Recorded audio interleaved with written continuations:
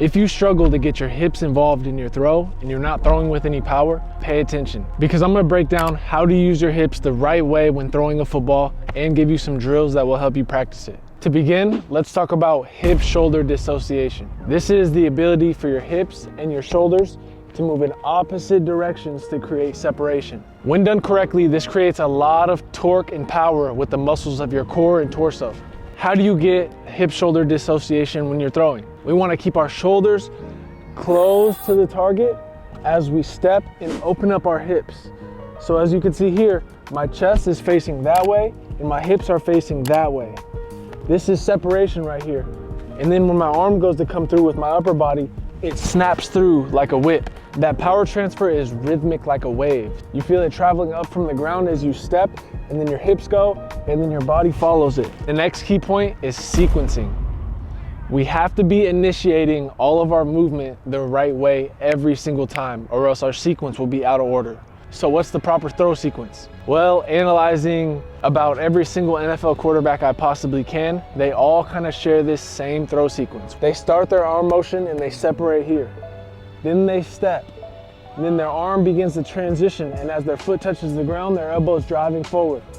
And then they decelerate their front side, and then their arm can extend through the release and they follow through. Proper sequencing creates a whip-like effect with your arm. And this is exactly the reason why overall strength doesn't always equal arm strength. But real quick, before we get into that, this video is sponsored by PrizePicks. PrizePicks is the #1 daily fantasy sports app. To use PrizePicks, you simply go on the app, you select whatever player you want, more or less on a stat line, and then if you pick right, you win money. It's that simple. With PrizePicks, you can still win even if your team loses, because it's all about the player stat lines. For example, I just won yesterday with these picks. James Cook at 1 or more rushing and receiving touchdowns, Derrick Henry at 1 or more rushing or receiving touchdowns, and Nico Collins at more than 77.5 yards. Remember, PrizePicks is daily fantasy sports made easy. All right, back to the video. We've talked about the sequence and all of the things that come together to help you incorporate your hips, but let's take a closer look at exactly how the hips work to rotate effectively. Look at all of these different rotational movements, and I want you to keep an eye on the back hip. All these athletes are finishing with their hips square to the target. Notice how the extension of the back hip creates a lot of separation and torque. Pay attention to how their back foot looks upon finishing. Their toes are in the ground. Tom Brady even follows through with his heel falling to the outside. Your hip must internally rotate to get to this position. The ability of these athletes to internally rotate their back hip allows them to get through their hips when throwing. If you fail to rotate, you won't be able to reach full extension of your hips. Initiating your rotation with this movement is the key to be able to extend your hips through the throw, maximizing tension between your upper and lower body and increasing your throw power. One way to work on this is the Dak Prescott drill.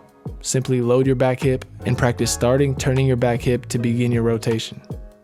Now, this isn't the most practical drill because this isn't a great representation of what the throw sequence is. When you go to separate, you want your arm to be ready to come through as soon as your weight presses on your front foot. So if we're here and our hips are fully rotated, our arm's not ready to come through right here. We have to allow it to transition and start driving our elbow forward so it transfers. But this is a good warm-up and a good way to practice accelerating your hips open fast and reaching a lot of dissociation.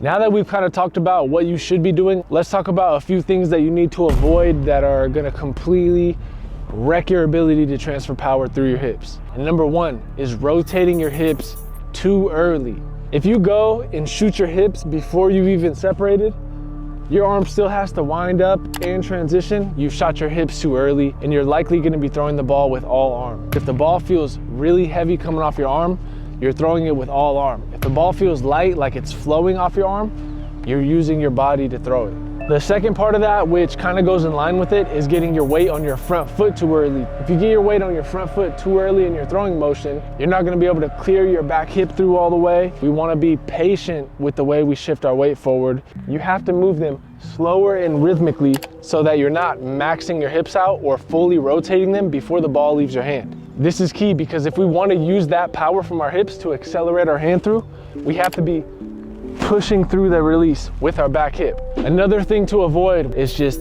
throwing your hips into the throw with as much speed as you can. Like I said, the more isn't always the better. So if you're going to throw and you're just shooting your hips through and trying to follow through with your arm, you're probably throwing and getting disconnected, which is gonna make the ball feel heavier, and you're not gonna be getting the power from your hips. I want you to keep a bend in your right leg, right? We don't wanna extend it. If you get this back leg extended and off the ground before the ball has left your hand, you might not be using your hips all the way. Let's talk about another way that will help you get your hips through the throw and not before the throw or after the throw, and has everything to do with your back leg. You always want to stay on your right side. You want to keep your right side loaded. That doesn't mean I want you to stay here the entire time. You keep a knee bend on your back leg, and you cannot put your weight on your front foot until the ball is leaving your hand. So you're here and you're pushing this entire time until you get to here, and then weight goes forward, ball comes out. When your weight goes forward, your front side decelerates and slows down,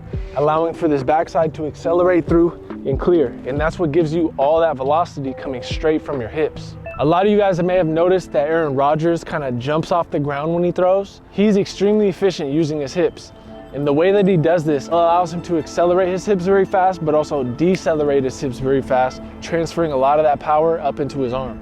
If you want to be able to pop foot like Rodgers, you have to sequence correctly. You get here, you drive your elbow forward, and then as soon as that weight touches your front foot, you hop, just a little hop. But your elbow has to be driven forward for this to be able to happen. If your elbow is still way back here, it's gonna feel off, the ball's gonna come out weird, it won't work out. Now let's talk about some drills that will help you utilize your hips more in your throw. Stand even feet from your target, and then make sure you're turning so your shoulder's close to your target. When you're standing even feet, your hips are already square to your target, but your shoulder's closed right here. And all you have to do from here is drive your elbow and then push through. It's a great way to feel getting that back hip through the throw and getting a lot of hip-shoulder dissociation from a very controlled position to start. The last drill that will really help you tap into using your hips to throw is a run-up momentum toss. The goal of this drill is to get your momentum moving forward. You jog up, you shuffle, and then everything into your arm and out. When you do this throw, your arm should be as light and as easy as possible. You're not trying to stretch your arm out through the throw, but you wanna really use your hips and use your body to get into the throw. This isn't something you just get down automatically. You have to play around with it. You have to experiment. You have to practice frequently to really get this down. But if you do get it down, it's the difference between you being an elite thrower versus just being an average thrower. All right, this has been my tutorial on how to get more hip power into your throws for more velocity, more throw distance, etc. If you made it to the end of this video, I appreciate you for watching. Check out my other videos for more quarterback tips, and I'll see you guys in the next video.